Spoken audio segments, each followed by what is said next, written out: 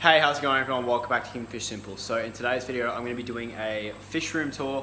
I've got a bunch of tanks. I don't really have a fish room like other people do. But today I'm going to be showing you all my tanks. I'm going to describe everything that's happening. I'm going to be brutally honest with myself and tell you everything so you know everything I say is the truth. A lot of bad stuff's happened, a lot of good stuff's happened, and we're going to go through it all today. So sit back, relax, and enjoy this video because it's going to be a little bit of a longer one because I'm going to try and describe everything that's happening. And without any further ado, let's get started. Now this is the room. I've got in here, I've got 6 tanks. Sorry, it's a bit dirty here. I've got like camera gear, got all like fish food and all that stuff. Probably need to clean it up. Not normally this messy, but this room is doing okay. Like most of these tanks are okay. As you can see, there's a little bit of cloudiness in this tank. This one's a bit cloudy just because of I've just fed some food. I fed some beans, and they always kind of make the tanks a bit cloudy. So those are a bit cloudy too. This one's a bit cloudy because of the beans, and this one is like doing all right too. And I've also got 2 tanks in the other room over there, so I'll show you them as well today. So basically, let's start off by looking at this first tank here. Now, this is a tank that I've actually fallen in love with so much. These are definitely one of my favorite fish at the moment, and these are the Apistogramma Cacti double red. Now, I've got a pair in here. I've got this female, and I've got this male up the back too. So, what you can see is some Indian almond leaves. So if you guys have been following my channel, you would see that obviously I spent a long time trying to find a pair of these guys. I kept having trouble trying to get them because they're so hard to find here in Brisbane where I live, and we had a lot of trouble getting them. So I got a male. It took me another 2 months to get this female. But the exciting news is that I got some fry. So basically these guys breed only in lower kinds of pHs where like similar conditions to the Amazon where they come from. So my water in Brisbane is very, very hard. The pH is hard. There's lots of mineral content in the water. So a lot of breeders around here actually have a lot of trouble trying to get these guys to spawn. And so my local fish store, the guy who owns that said that I'd have a hard time breeding these guys, and I'd need to get some RO water to get them to spawn, and I was up for the challenge. But I bought them, and I decided, look, you know, I can probably use some Indian almond leaves, and I can probably lower the pH by using them, and maybe we can get them to spawn. So the first thing I did was I got these guys. I was feeding them frozen bloodworms. I was feeding them brine shrimp because I wanted them to know that like there was food for the fry. I was getting them all prepped. Got the female super fat, like she was full of eggs. And normally what happens is they always get to this stage, but breeders couldn't get them to go through with the breeding because of the pH. The conditions weren't right. So what I decided to do was I dropped this big Indian almond leaf, and then I dropped another little one in there.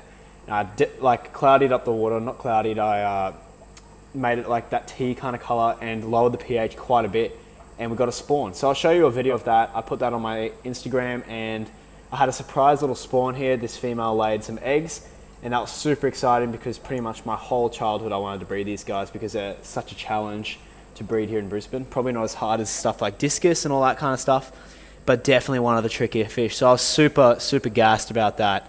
And a couple days later, I kind of came back and checked, and it looked like she wasn't really behaving like she had kept the fry. It looked like she had eaten them, and I opened up the cave and they weren't there. So I was kind of upset about that, but I was still pretty keen on and I was excited because they had actually bred. So I thought that I could get another batch. But today, I came out this morning, and there were heaps of these little fry, and I'm so disappointed that I don't have a scene of that. There were so many of these little fry that she had, so she'd obviously hid them somewhere from the male. They're very intelligent fish, and she was keeping them away from him, and she was protecting them very cautiously. And so the first thing I did was I stripped her of the fry. I took all the fry. I got about 24 fry, and now I've got them in a little breeder box in the other room. So super excited about that. This tank's doing really well. All the fish are happy, and yeah, I'm just super excited for that. So basically down here, this is another mess. What we got going on down here is a breeding tank. Kind of, I don't know, this has turned into a mess. I've had this tank pretty much for 2 years now, and it originally started as a breeding for profit tank. This was a tank that I had Bristlenose Plecos in. As you can see, there's heaps of them in there still. So I originally bought like 7 smaller ones, and now they're super big, and they've bred and all that kind of stuff. But I also had guppies, and the other plan was to get cherry shrimp. So I was going to use this tank to breed for profit and obviously sell all the stuff and kind of keep it automated so that I could fund all my aquarium hobby. And kind of over time became a bit messy. I had some crebensis in here. I've actually sold them since. And yeah, like this tank's not like doing that great. It's not really getting used. So we're probably going to tear this tank down and turn it into a breeder tank, so a bare bottom. And we're going to keep this tank here planted and the other two over there planted, because the planted tanks I like and enjoy looking at, but also aren't as practical for breeding like I'm doing right now, because I'm doing a lot of breeding projects and I need as much space as I can. So this tank at the moment is just kind of sitting here and just existing.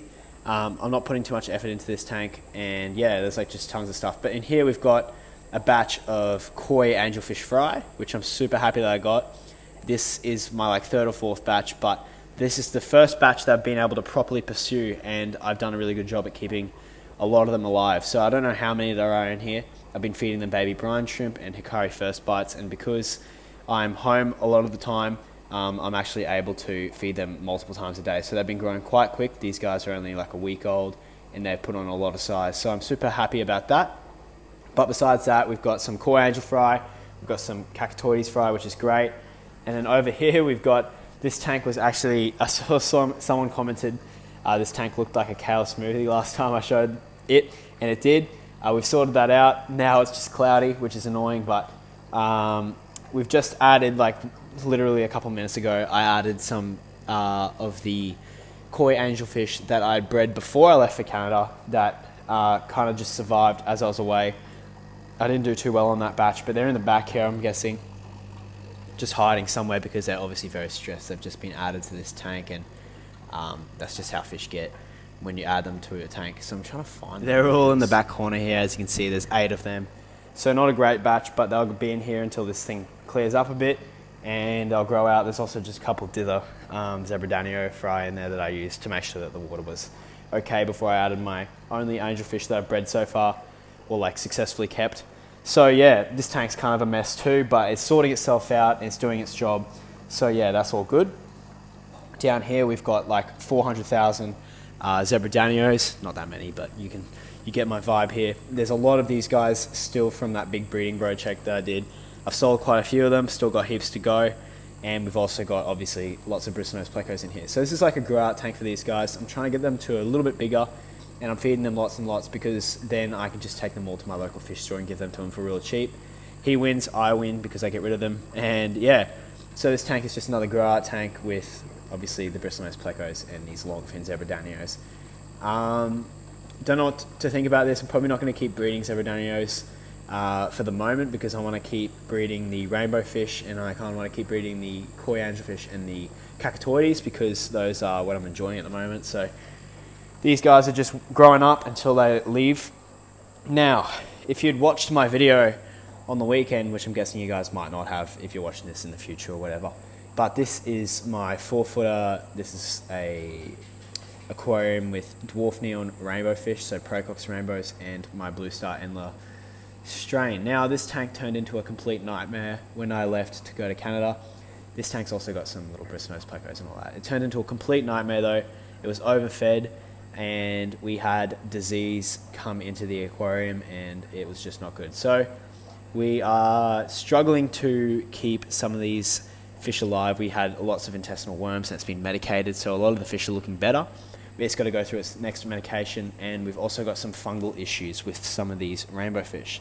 Now, this is completely normal as well when you're keeping aquariums. It's important to quarantine, and I didn't quarantine these fish too well, to be honest. So we're struggling with this, but it should sort itself out, and it's not like an issue that's going to completely terminate the fish. And I've already bred most of the, I've already bred a bunch of the rainbow fish, so we don't have to worry too much about keeping that strain going, but we're going to do our best to keep them all alive. So there's obviously these blue star endlers, as you can see, and the lighting's not too good because it's up the back, but these guys are absolutely stunning. And yeah, we've got a bunch of Java fern in there that's on the driftwood, and yeah, I'm pretty happy with that tank. Now in here we've got some spare Danios, and these guys are just in case I want to do another breeding project, so I kept one male and one female. We've got our original OG 6 koi angelfish in here. And these guys are super big now. They've been breeding, and I'm trying to find a way to put a pair into an aquarium and free up some space so that I can start breeding them really well. But there's 2 pairs in here, which is super good. That means I could probably sell one of them. And I don't know, I'm pretty attached to these guys because they were my first angelfish since I kept them when I was like 15. So I'm probably not going to sell them anytime soon. But you can see they're like, my hand's there, so they're getting quite big. I've had these like for so long now, so they're doing well. We got some plecos, of course, in there, and we've also got some corridoris in here somewhere. They're all like hiding and running around. They've just been eating all the extra food that kind of falls to the bottom of the aquarium. I've actually upped the filtration on both of these tanks, which has been good. It's made a big difference to the quality because I was sick of getting sick fish because the water quality was not doing great the second I left for a couple of days and I couldn't do water changes. So we fixed that issue now. So this room's doing okay. I'm just pretty excited for all the fish that are coming, like all the new fry. But anyways, we can move on to the next aquariums. So here's the other room now. This tank is not leaking anymore. If you saw that video, we had a leak in our old tank. We bought a new one. It's a little tiny bit bigger. But basically what we got is the spawning mops for the rainbowfish. So I've got lots of Rainbowfish Fry down there, which have started to hatch. They're not going to be easy to show you. I'll try and get some footage of them. We've got up here, we've got the rainbowfish, the small Rainbowfish Fry, and in here we've got more Rainbowfish Fry. So I'm super happy about that. As you can see, these little guys are so cute. There's so many of them in here too. And these are the Pocock's rainbow fries. So we've done well to get 20 of these, I think I've got, and they've gotten quite big since I left. So I got these before Canada. Mum did a good job at feeding them all and keeping them all alive. So now they're starting to put on some size. They're all getting brine shrimp once a day, and they're also getting a few feeds of like Hikari first bites. But now they're getting a bit bigger. They can take some flake food. So yeah, they're super cute. They're like definitely one of my favorite fish that I've ever bred.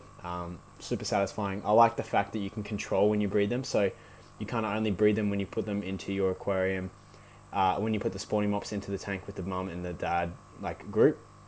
And yeah, I like the fact that you can just do that easily. So here we've got the Apistogramma Cacti fry.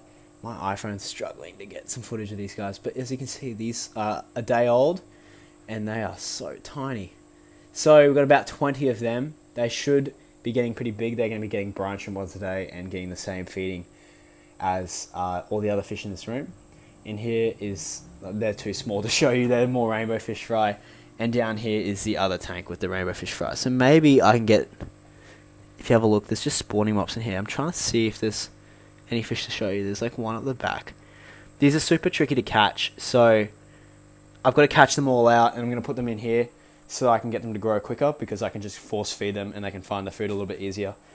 So I'm waiting for another couple of days for them to all hatch in those things, in those spawning mops, and then I can just completely take that out, empty that tank, and I think we're going to turn that into a bare bottom as well, because the bare bottoms I've just fallen in love with since I started using them again. So the reason for that is just the cleaning is so much easier. You can just find everything in there that's causing a mess, and it's super easy to clean. You don't have to worry about keeping plants or any of that kind of stuff, and you can just chuck some Java moss in there. That literally works as a filter because of all the beneficial bacteria in there. And yeah, like, I mean, just for breeding purposes, it's so much easier just to take, like, you can empty the tank, catch all the fish out, fill it back up again, and it's sweet to go. Like, so anyways, I hope you guys did enjoy this video. This is pretty much everything that's happening in the fish room as of now.